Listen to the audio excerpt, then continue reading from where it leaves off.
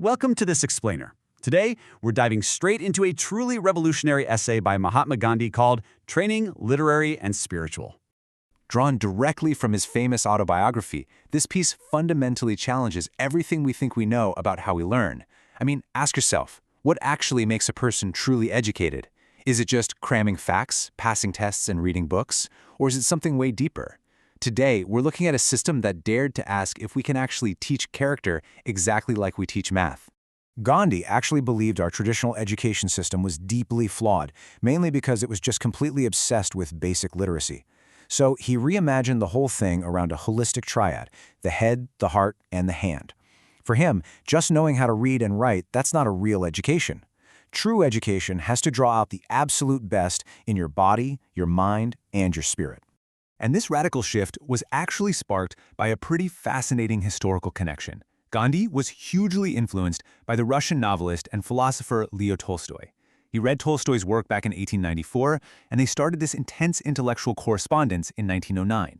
That shared vision of simple living and moral strength literally led Gandhi to pack up and start a brand new learning community in South Africa in 1910.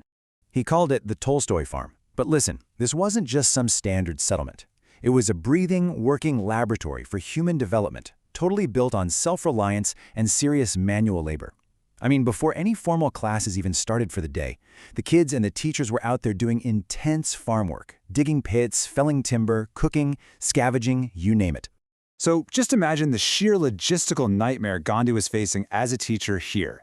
He was trying to educate youngsters of vastly different ages and religious backgrounds, speaking Tamil, Urdu, Gujarati, Hindi, and English all at the same time. And to top it off, a lot of these kids had absolutely no formal schooling before they arrived. Because of this extreme setup, the literary challenge was just massive. After a whole morning of heavy manual labor, Gandhi and his fellow teachers were completely exhausted. Add in a severe lack of basic literary resources, and classes had to be squeezed in right after the midday meal, when literally everyone was exhausted. This left them with a maximum of just 3 periods a day for actual reading and writing. But facing those massive roadblocks actually led Gandhi to a profound realization. Without piles of books to rely on, he discovered that students learn so much more just by listening to and observing their teacher than by being weighed down with textbooks. Reading was a huge chore for these tired kids, but just listening to the teacher's digested knowledge, that was actually a pleasure. He realized that the teacher is the true textbook. And that realization formed the bedrock of his core educational formula, which we often call the FLSC chain. It kicks off with physical training, moves into literary training, advances to spiritual training, and ultimately results in character. To Gandhi, if you take the culture of the spirit out of this chain, the rest of the education is basically useless, and maybe even a little harmful. Now, what's really interesting here is the clear, logical distinction he makes. Physical training, that's straightforward. You build muscles through physical exercise. Intellectual training, also pretty straightforward. You build mental sharpness through study. But that leaves this gaping hole. How exactly do you train the spirit? Seriously, how do you exercise the spirit? Well, Gandhi initially tried what most of us would probably try. He had the kids memorize hymns, and he read to them from moral textbooks. But it didn't take long for him to realize that just reading words off a page wasn't touching their hearts at all. Books alone just cannot train the spirit. What he discovered was that the spirit can only be exercised through actual, hands-on practice and daily moral conduct. It's exactly like lifting weights to get strong physically. You have to actively practice truth, compassion, and discipline to develop a strong spirit. But here's the catch. The success of this entirely depended on one single thing: the actual life of the teacher. And wow, this puts an immense, almost terrifying burden right on the teacher's shoulders. Gandhi realized he literally had to be an eternal object lesson to his students. Think about it. If you want your students to tell the truth, you absolutely cannot be a liar. A cowardly teacher can't teach bravery, and someone lacking self-restraint is never going to impart discipline. The teacher has to be incredibly mindful of their behavior every single second of the day. So it really all boils down to this hard-hitting truth. Teacher's character is itself a lesson. You just cannot teach morality if your own life contradicts the things you preach. Gandhi even admitted later that the strict discipline he imposed on himself at the farm was mostly because he knew his students were watching his every single move. To see this philosophy tested in real time, Let's look at a really dramatic moment that happened on the farm. They had this powerfully built 17-year-old student who was wild, unruly, given to lying, and highly quarrelsome. And one day things escalated.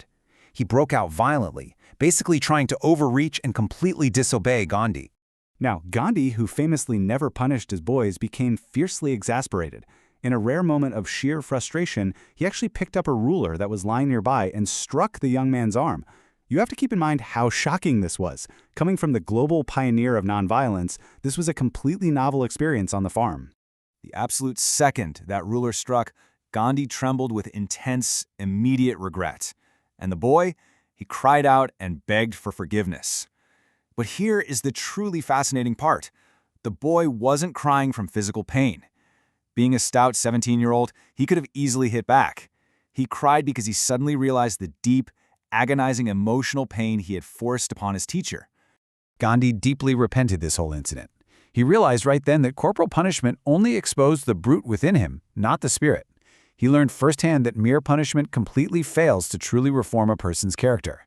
Sure, the boy stopped disobeying, but Gandhi noted that true reform, the kind that actually lasts a lifetime, only ever comes from love, shared sorrow, and genuine moral influence.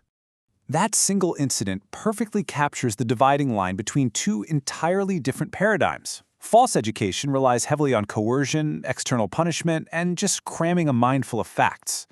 True education, on the other hand, is a living process. It requires touching the heart, sharing in the joys and sorrows, and transforming the student from within to build genuine character and self-reliance.